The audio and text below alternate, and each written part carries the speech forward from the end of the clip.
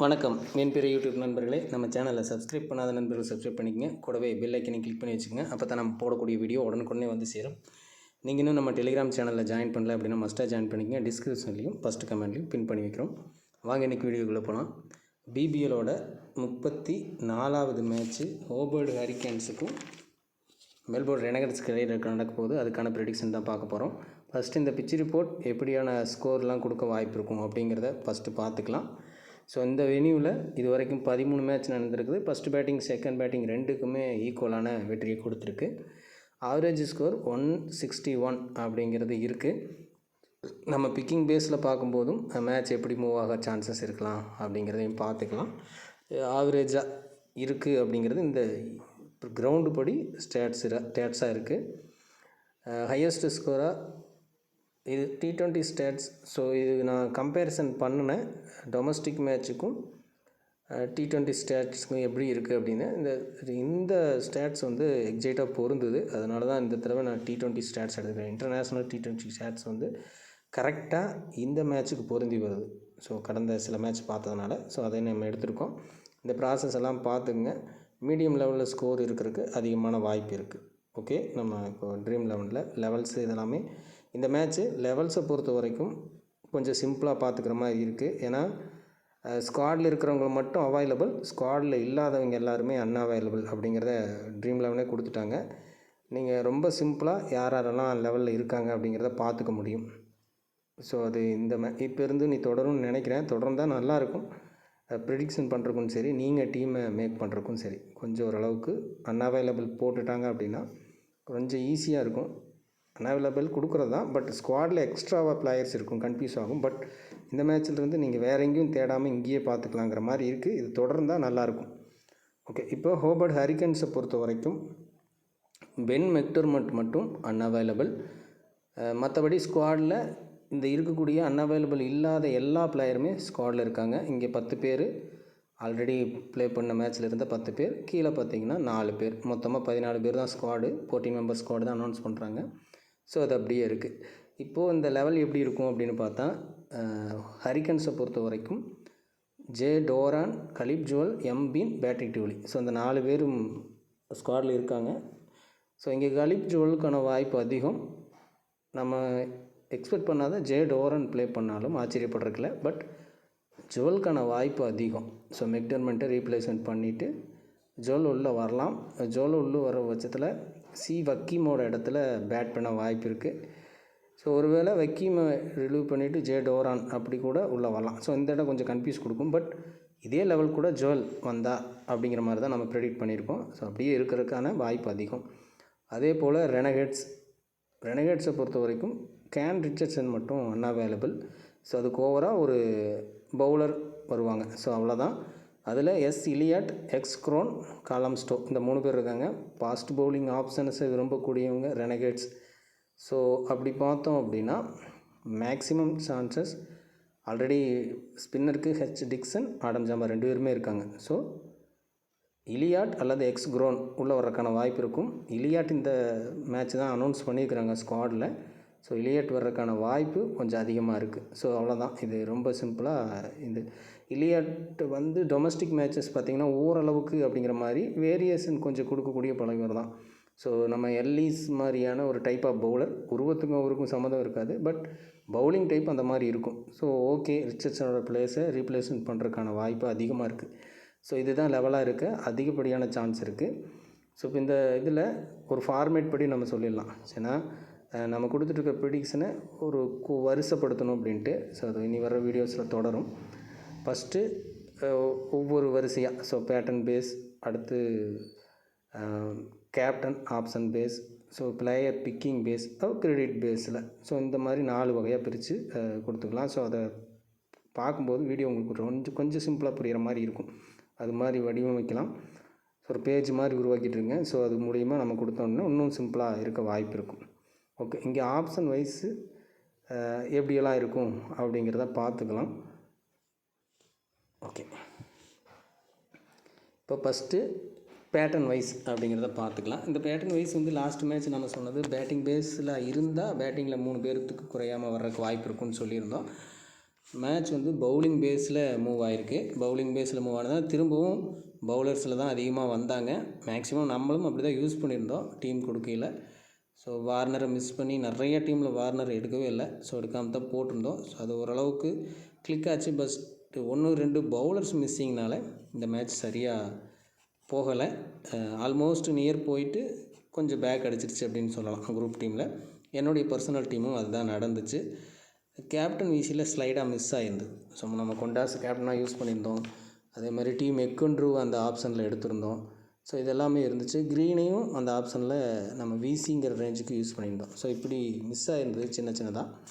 So okay, இந்த match எப்படி இருக்கும், கேப்டன் ஆப்ஷன்ஸ் எங்கே இருக்கலாம், இதெல்லாமே பார்க்கலாம். ஃபஸ்ட்டு பேட்டர்ன் பேஸ் இப்போ பார்த்துக்கலாம். ஸோ இந்த மேட்ச்சை பொறுத்த வரைக்கும் விக்கெட் கீப்பிங் செக்ஷனில் இந்த 2 பேர் தான் இருக்க போகிறாங்கன்னா ஒரே ஒரு wicket keeper. Maybe J Doran play பண்ணுற மாதிரி இருந்தால் நீங்கள் 2 விக்கெட் கீப்பர் ஆப்ஷனுக்கும் போகிற மாதிரி இருக்கும். ஓகேங்களா, 1 or 2 அப்படிங்கிறது விக்கெட் கீப்பிங்கை பொறுத்த வரைக்கும் யார் ப்ளே பண்ண போகிறா அப்படிங்கிறத யோசிச்சுங்க. ஸோ ரெனகேட்ஸில் ஹரிக்கன்ஸில் இந்த 2 பேர் தான் மேத்யூவை செய்யப்பட்டுனா ஒரு விக்கெட் கீப்பருக்கான வாய்ப்பு கொஞ்சம் அதிகமாக இருக்குது. அது பார்த்துக்குங்க. பேட்டிங் பேஸில் பொறுத்த வரைக்கும் இந்த மேட்சும் மினிமம் 2 பிளேயர் அப்படிங்கிறதுக்கு வாய்ப்பு உண்டு.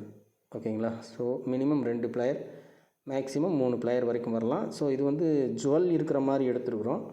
அப்படி ஜுவல் இல்லாத பட்சத்தில் சின்னதாக மாறலாம். ஸோ ஒரு வேளை ஜே டோரான் வந்துட்டார் அப்படின்னா அந்த விக்கெட் கீப்பிங்க்கு அந்த ஆப்ஷன் போயிடலாம். ஸோ விக்கெட் கீப்பிங்கில் 2 பேர், பேட்டிங்கில் 2 பேர், அப்படி கூட அமையலாம். மினிமம் 2 பேர், மேக்ஸிமம் 3 பிளேயர் வரைக்கும் வர்றதுக்கு வாய்ப்பு இருக்கும் பேட்டிங் கேட்டகரியை பொறுத்த வரைக்கும். ஓகேங்களா, ஸோ 2 அப்படிங்கிறது கூட நீங்கள் ட்ரை பண்ணலாம். ஸோ ஓகே, ஸோ அது அப்படியே இருக்கட்டும். அடுத்தது ஆல்ரவுண்டர் கேட்டகரி. இப்போ நம்ம எடுத்த லெவல் எல்லாமே நமக்கு சொல்லிட்டோம். ஸோ இங்கே வந்து மினிமம் 3 பேர் அப்படிங்கிறது கன்ஃபார்ம் இருக்கும். 3 to 5 பிளேயர்ஸ் வரைக்கும் வர வாய்ப்பு இருக்கும்.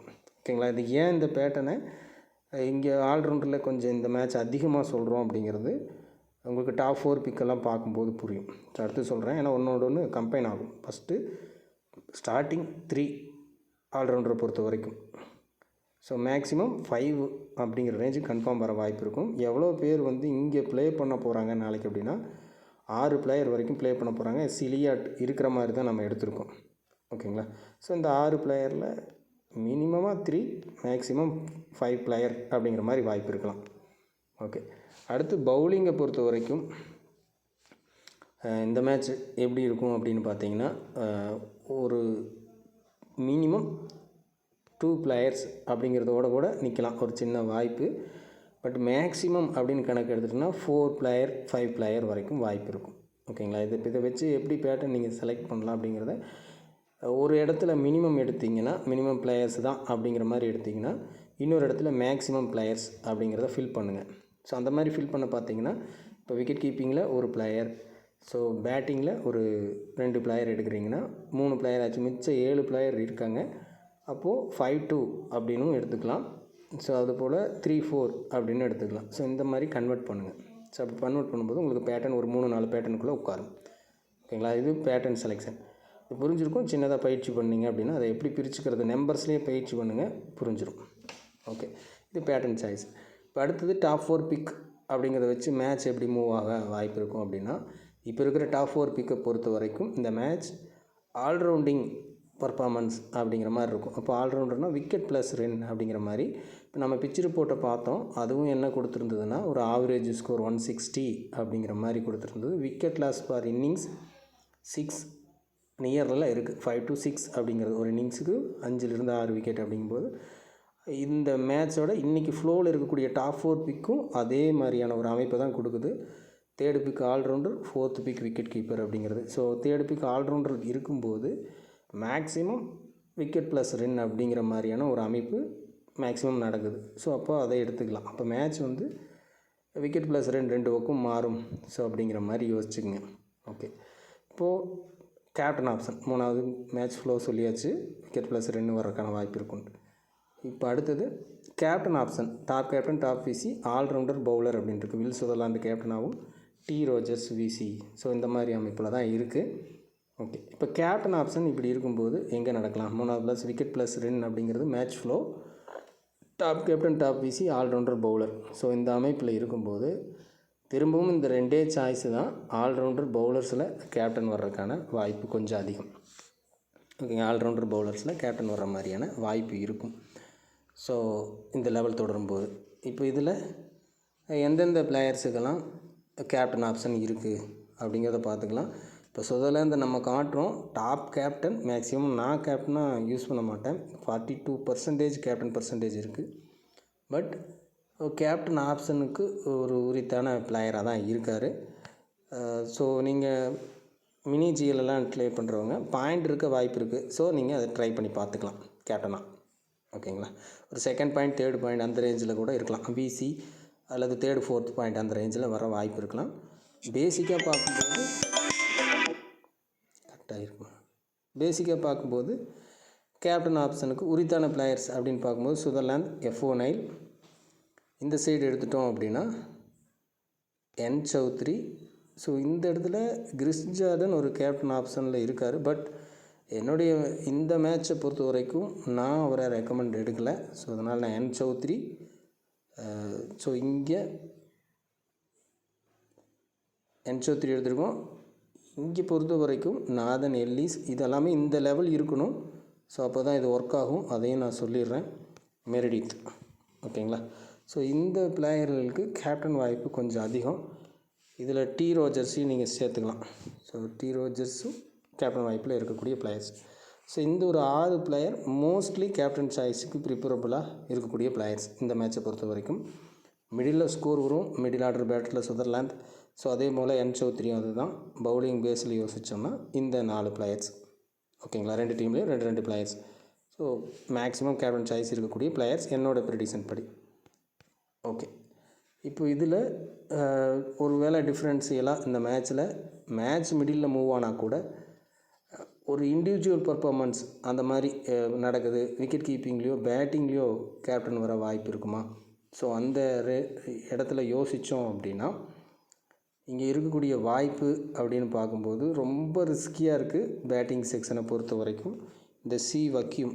ஸோ இந்த இடத்துல கலீப் ஜுவல் ப்ளே பண்ணால் கலீப் ஜுவலை கூட நீங்கள் அந்த இடத்துல யோசித்து பார்த்துக்கலாம். பட் ரிஸ்கி சாய்ஸ்ன்னு நான் சொல்லிட்டேன். ஸோ அது உங்களுடைய கணக்கில் நீங்கள் யூஸ் பண்ணிக்கங்க. அதே போல் இந்த டீமை பொறுத்த வரைக்கும் ரெனகேட்ஸை பொறுத்த வரைக்கும் இது ரிஸ்கி சாய்ஸ் தான். இது நீங்கள் பெருசாக யூஸ் பண்ண வேண்டியதில்லை. ஜே பீத்தல். ஸோ இந்த 2 பேர்த்துக்கான வாய்ப்பு இருக்கலாம்.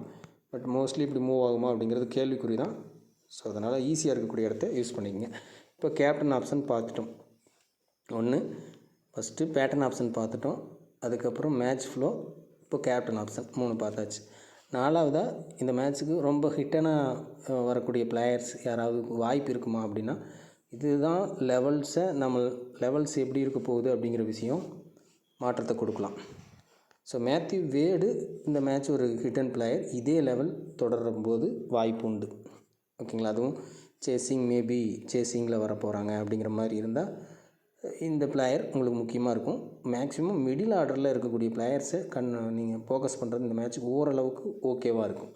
ஓகேங்களா, ஸோ ஹிட்டன் பிக்காக இருக்கக்கூடிய பிளேயர் இந்த பிளேயர்.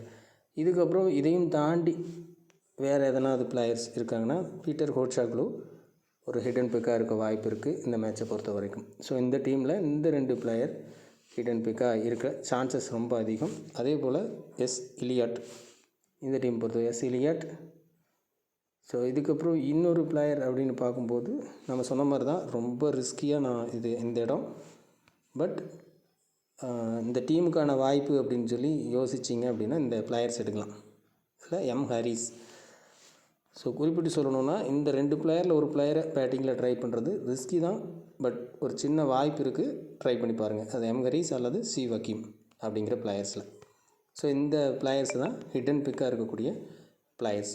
ஓகேங்களா, இதில் 2 or 3 பிளேயர்ஸ் வரைக்கும் ட்ரை பண்ணுங்கள். 3 பிளேயர்ஸ் வரைக்கும் ட்ரை பண்ணலாம். என்னை பொறுத்த வரைக்கும் லோ பிக் பிளேயர்ஸில் முக்கியமான பிளேயர்ஸாக இவங்க இருப்பாங்க. ஓகே, இந்த வீடியோ சிம்பிளாகவும் அதே நேரத்தில் கரெக்டாக தான் சில பிக்குகளோடு கொடுத்துருக்குன்னு நினைக்கிறேன். இந்த ஃபார்மேட் அப்படியே ஃபாலோ பண்ணுவோம். இதுக்கு ஒரு சின்ன டேபிள் மாதிரி உருவாக்கிட்டு ஸோ அது மூலிமா சொல்லும்போது இன்னுமே கொஞ்சம் ஈஸியாக புரியும். கிரெடிட் பேஸில் நீங்கள் ஃபீல் பண்ணணும் எடுக்கணும் அப்படிங்கிறது கேட்டிருக்கீங்க நிறைய பேர் கமெண்டில். பட் அது ஒரு கிரெடிட்டில் நிறைய பிளேயர் இருக்கிற இடத்துல பிளேயர்ஸே வராமல் போகிற விஷயம் நடக்குது. அதே நேரத்தில் குறிப்பிட்ட கிரெடிட்டில் மொத்தமாக எல்லா பிளேயரும் வர்ற விஷயம் நடக்குது. ஸோ அதனால் கிரெடிட் ரொம்ப ஸ்ட்ரிக்டாக ஃபாலோ பண்ண வேண்டாம். ஸோ அதை கொஞ்சம் லைட்டாக விட்டுருங்க. எனக்கு தெரிஞ்சு இந்த மேட்ச்சு 8.5 கிரெடிட்டில் பிளேயர்ஸ் கொஞ்சம் குறைவாக வரலாம், அல்லது ரொம்ப அதிகமாக ஒரு 4லிருந்து 5 பிளேயர் வரைக்கும் வர்றதுக்கான வாய்ப்பு இருக்கும். இன்னும் 5 பிளேயர் வரணும், இல்லைன்னா குறைவாக 2-3 பிளேயர்ஸ் மட்டும் வரணும். ஸோ இந்த மாதிரி ஒரு அமைப்பு இருக்கலாம். ஸோ அதனால் இதை ப்ரிடிக்ட் பண்ணுறது கொஞ்சம் கஷ்டம். இப்போதைக்கு இதை பெருசாக நீங்கள் பார்க்க வேணாம் கிரெடிட் ரேஞ்சை பொறுத்த வரைக்கும். ஸோ இவ்வளோ பிளேயர்ஸ் இருக்காங்க, எல்லாருமே முக்கியமான பிளேயர்ஸாக இருக்காங்க. ஸோ இது மைனஸ், இது பெரிய பெரிய மைனஸ். ஸோ முக்கியமான பிளேயர்ஸ் மீன்ஸ் பர்சன்டேஜ் ரீதியாகவும் அதிகமாக இருக்கக்கூடிய பிளேயர்ஸ். ஸோ இப்படி இருக்கும்போது 50 எபோவ் தான். ஸோ இங்கே தான் பிளேயர்ஸ் குறைவாக வர்றதுக்கான வாய்ப்பு தான் இருக்குது. ஸோ நான் எப்படி சொல்கிறது அப்படின்னா, நீங்கள் இந்த லோ பிக் பிளேயரை வைக்கிற இடத்துக்கு இவங்கள தான் நீங்கள் ரீப்ளேஸ்மெண்ட் பண்ணணும். ஓகேங்களா? ஒரு 3 பிளேயர், இதில் மேக்ஸிமம் 4 பிளேயர் தான், பட் 3 பிளேயர் அப்படிங்கன்னு குறையிறக்கும் கூட வாய்ப்பு இருக்கலாம். அப்போது நீங்கள் வைக்கக்கூடிய 4 லோ பிக்கை இந்த இதுக்குள்ளே இருக்கக்கூடிய பிளேயர்ஸை ரீப்ளேஸ் பண்ணுங்கள். ஓகேங்களா? ஸோ இதுக்கான வாய்ப்பு கொஞ்சம் அதிகம். ஸோ அப்படி ட்ரை பண்ணி பாருங்கள். ஓகே, இது கடைசி ஹிண்ட்டும் கொடுத்தாச்சு. ஸோ மீண்டும் அடுத்த வீடியோவில் சந்திப்போம். நன்றி, வணக்கம்.